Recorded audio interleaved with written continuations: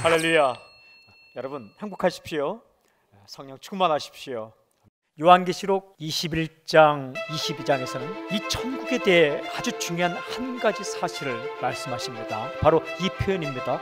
하나님께로부터 하늘에서 내려오니. 천국은 하나님께로부터.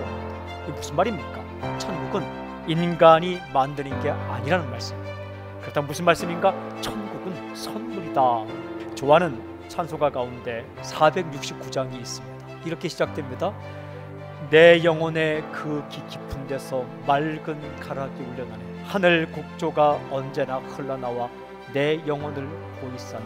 여러분, 이 두 줄은 천국 경험을 기록한 거예요. 근데 이렇게 시작하는 찬양의 뒷부분에는 아주 중요한 고백이 있습니다. 평화로다. 하늘 위에서 내려오네. 어디에서 오는가? 하늘 위에서 내려온다는 겁니다. 찬양은 이런 간구로 매듭을 짓습니다. 그 사랑의 물결이 영원토록 내 영혼을 덮으소서. 평화의 나라, 사랑의 나라가 어떻게 임하는가? 하늘 위에서 하나님께로부터 임한다는 고백의 찬양입니다. 참 좋습니다. 저는 선포합니다. 오늘 당신에게 그런 은혜가 있을지어다. 질문이 있습니다. 그렇다면 하나님께서 선물로 주신 천국은 어떤 곳인가? 첫째는 하나님께서 함께 계시는 곳이다, 이렇게 말씀하고 있습니다. 그래서 또 성경 보니까 눈물을 닦아주신다, 죽음이 없다, 슬프게 울 일이 없다, 애통과 곡하는 것이 없다라고 기록합니다.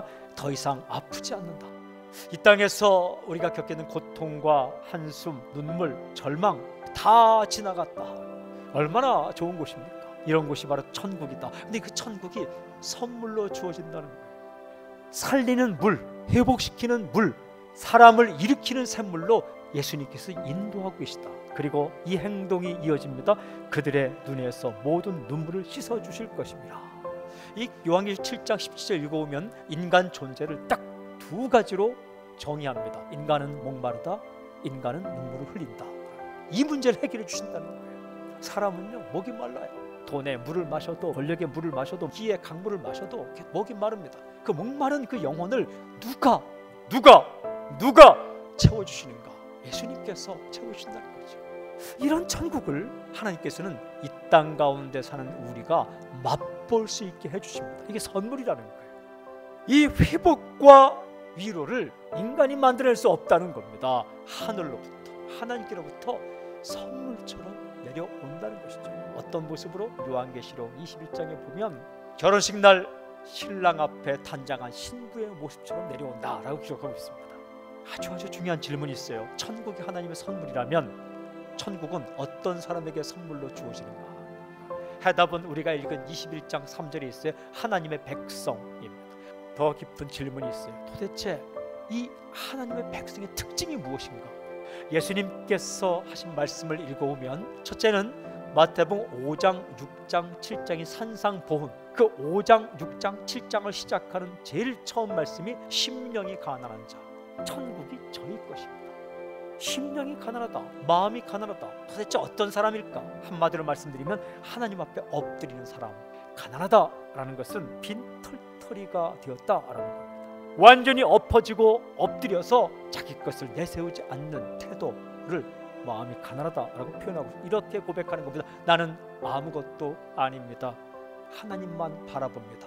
이 사람에게 천국이 임한다는 거예요. 이 예수님의 말씀을 동일한 태도를 말씀하는데 정반대되는 듯한 표현을 쓴 적이 있습니다. 아주 강렬한 표현이기 때문에 한번 들으면 잊을 수 없는 말씀인데, 천국은 침노하는 자에게 임한다. 침노한다는 뜻이 무엇일까? 온 힘을 다해서 그 앞으로 나아간다라는 거예요. 그것밖에 소망이 없는 줄 알고 전심으로 찾는다. 천국을 침노한다. 이것을 이해하기 위해서는 세례 요한의 인생 태도를 알아볼 필요가 있습니다. 세례 요한은 처음부터 끝까지 오직 천국만을 전파했습니다. 그의 전파 메시지는 딱 하나입니다. 회개하라, 천국이 가까이 왔느니라. 내 자리, 내 위치, 여기에 그렇게 많은 신경을 쓰지 않고 오직 회개와 천국, 여기에 관심을 집중했다는 것이죠. 이 태도를 침노한다라고 말합니다. 모든 전력, 모든 힘, 모든 에너지, 모든 생각을 다해서 천국 앞으로 나아갔다. 이런 사람에게 하나님의 나라 경험이 임한다는 거예요. 주님께서 우리에게 가르친 기도가 무엇입니까? 주기도 아닙니까? 주기도 가운데 이런 기도가 있습니다. 마태복음 6장 10절에 나라가 임하시오며, 하나님의 나라, 그 천국이 내 마음 가운데, 내 가정 가운데, 내 교회 가운데, 이 민족 가운데 임하게 해주십시오. 깨어지고 부서지고 길이 보이지 않고 답답하며 해결책이 보이지 않는 상황 가운데 있을지라도 하나님 앞에 엎드리십시오. 울고 있는 사람이 있습니까? 하나님 앞에 엎드리십시오. 꽉 막힌 벽 앞에 선 것처럼 당황하는, 당황스러운 사람이 있습니까? 하나님 앞에 엎드리십시오. 하나님께서 천국을 선물로 주실 것입니다. 내 능력 아닙니다. 내 실력 아닙니다. 내 조건 아닙니다. 우리가 만드는 거 아닙니다. 우리가 찾아가는 거 아닙니다. 주 앞에 엎드릴 때 선물로 하나님께로부터, 하늘로부터 내려옵니다.